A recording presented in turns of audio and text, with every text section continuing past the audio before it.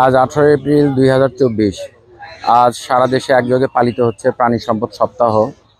আমাদের দেশের নেত্রী মাননীয় প্রধানমন্ত্রী শেখ হাসিনা একসাথে সারা বাংলাদেশে শুভ উদ্বোধন করেন।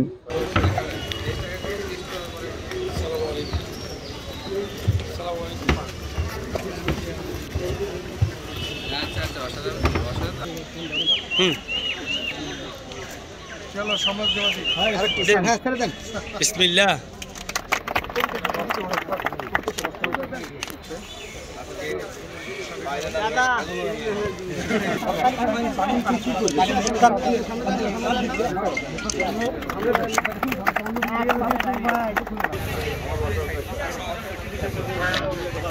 এগুলো কি একদম আরো অনেক দাম বিভিন্ন সাইট করা যায়। এইগুলো স্যার আমার সেল হয় কেমন? অনেক সেল হয়। এটা সারেরা সপ্তাহে মনিটরিং না স্যার, সপ্তাহে মনিটরিং হয়।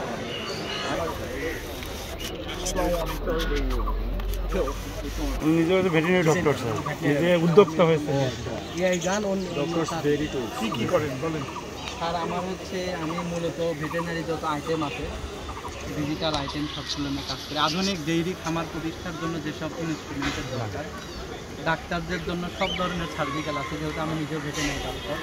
মোটামুটি ছবি পরে ওটা নাই কথা বলেন। বড় বড় ফার্মাদের সব বড় বড় ফার্মাদের এখন আলাদা আলাদা বিভাগ হয়ে গেছে। সবাই এখন আলাদা ডিমান্ড আছে মার্কেটে। জি স্যার, প্রচুর ডিমান্ড। জি স্যার, এটা কি ভাই আমি জিনিস লিখতে তো একটু বলেন স্যার, জিজ্ঞাসা করতে যে কি জিনিস এটা হচ্ছে। স্যার এখানে আমরা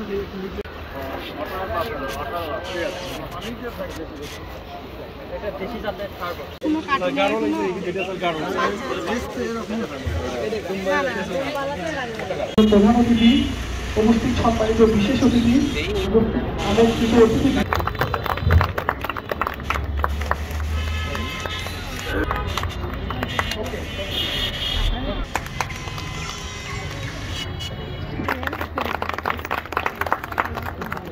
বাংলাদেশের ন্যায় বাংলাদেশ বগুড়া জেলাতেও আমরা সিডিবি প্রকল্প, যে প্রকল্পের জন্য আজকে অনুষ্ঠান, সেই প্রকল্পে আসার পর থেকে প্রাণী সম্পদের ঈর্ষণীয় উন্নতি সাধিত হয়েছে। বগুড়া জেলাতে আমাদের দুধ, ডিম, মাংস গোটা দেশের ন্যায় এখানে আমাদের চাহিদার বিপরীতে আমাদের অর্জন অনেকটাই বেশি।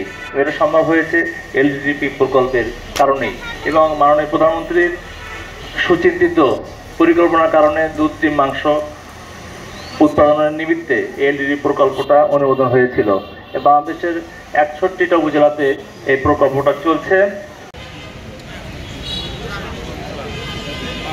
বিসমিল্লাহির রহমানির রহিম।